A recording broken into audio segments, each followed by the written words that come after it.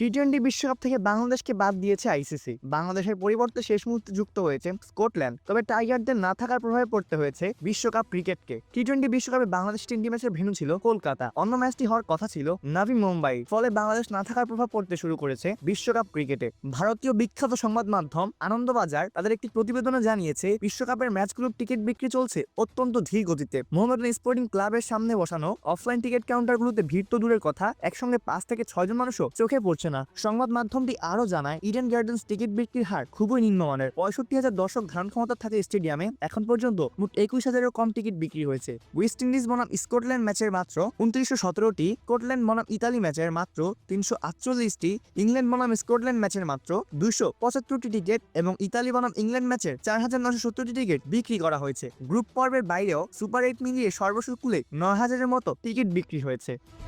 বিশ্বকাপের টিকিট বিক্রিতে বড় ধসের কারণ হিসেবে গ্রুপ পর্বে ভারতের কোনো ম্যাচ না থাকা এবং বাংলাদেশে অংশগ্রহণ না করার কারণে দর্শক আগ্রহ কমে যাওয়ার পরিসংখ্যান পুরো স্পষ্ট।